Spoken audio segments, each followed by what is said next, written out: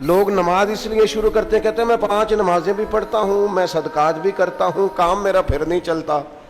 تو میں کہتا ہوں تمہیں پتہ ہی نہیں، نمازی کے لیے تو آزمائش ہے، جتنا جتنا ایمان کامل اتنی آزمائش بھی زیادہ۔ اور یہ میں اپنے پاس سے نہیں کہہ رہا، حضرت ابو سعید خدری رضی اللہ تعالیٰ عنہ فرماتے ہیں میں نبی پاک علیہ الصلوۃ والسلام کی خدمت میں حاضر ہوا اور حضور کے دست مبارک کو چومنے کے لیے میں نے اپنے ہاتھ جب آگے کیے تو تپش تھی، تیز بخار تھا نبی پاک کو۔ تو حضرت ابو سعید خدری رضی اللہ تعالیٰ عنہ ارشاد فرماتے ہیں کہ میں نے، یہ سنن ابن ماجہ میں موجود ہے، فرماتے میں نے عرض کیا یا رسول اللہ صلی اللہ علیہ وسلم اتنا تیز بخار؟ حضور فرمانے لگے ہم پر جو آزمائشیں آتی ہیں نا انبیاء پر، وہ عام لوگوں سے دگنا آتی ہیں۔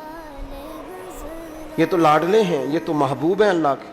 فرمایا عام لوگوں سے دگنی آزمائش آتی ہے، لیکن فرمایا ہمارا رب بڑا کریم ہے، ہمیں اجر بھی ڈبل ہی عطا کرتا ہے، ہمیں اجر بھی ڈبل ہی عطا کرتا ہے۔ تو حضرت ابو سعید خدری کہتے ہیں موقع اچھا تھا، میں نے ایک سوال بھی کر دیا، میں نے کہا یا رسول اللہ صلی اللہ علیہ وسلم بتائیے نا بھلا دنیا میں زیادہ آزمائشیں کن کو آتی ہیں؟ تو حضور فرمانے لگے سب سے زیادہ آزمائشیں اللہ کے انبیاء کو آتی ہیں، نبیوں کو آتی ہیں۔ حضور اس کے بعد فرمایا اس کے بعد جو ان کے زیادہ قریب ہوتا ہے اسے آتی ہیں۔ لوگ کیا سمجھیں گے امام حسن کی آزمائش کو؟ لوگ کیسے سمجھیں گے سیدنا امام حسین کی آزمائش کو؟ فرمایا جو ان کے زیادہ قریب ہوتا ہے اسے زیادہ آزمائش آتی ہے۔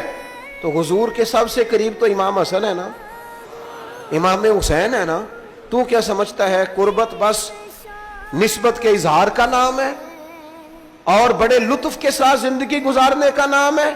تو نبی پاک علیہ الصلوۃ والسلام نے فرمایا بات بڑی مزے کی ہے، فرمایا پھر اللہ کے بعض بندے تو ایسے ہوتے ہیں جنہیں اللہ فقر میں مبتلا کر دیتا ہے۔ فرمایا ان کے پاس صرف ایک چادر رہ جاتی ہے، اتنا فقر ان کے پاس آتا ہے، لیکن جو حدیث کے آخری لفظ ہیں نا وہ وجد والے ہیں، وہ وجد والے ہیں، وہ سرور والے ہیں۔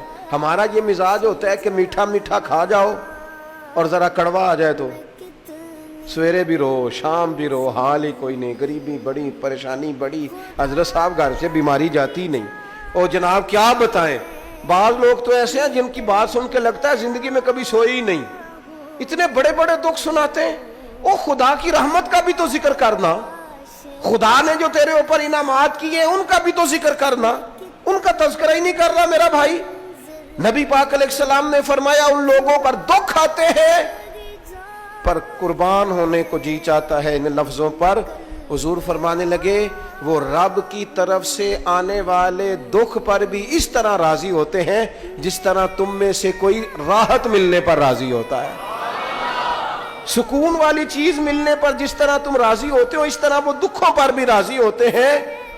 دکھ قبول محمد بخشا، دکھ قبول محمد بخشا، پر ایک شرط لگائی چھوٹی سی میاں صاحب نے، انہوں نے کہا 100 دفعہ قبول ہے، دکھ 100 دفعہ قبول، دکھ قبول محمد بخشا پر راضی رہن پیارے۔ یہ شرط یہ ہے کہ تو راضی رہ، تو راضی رہ، دکھ قبول محمد بخشا، راضی رہن پیارے۔ اور حضرت سلطان صاحب کہنے لگے اساں کیتی ہے جان حوالے رب دے، ایسا عشق کمایا ہے اسی مرن تو پہلو ہی مر گیا، باہو تا مطلب نو پایا ہے۔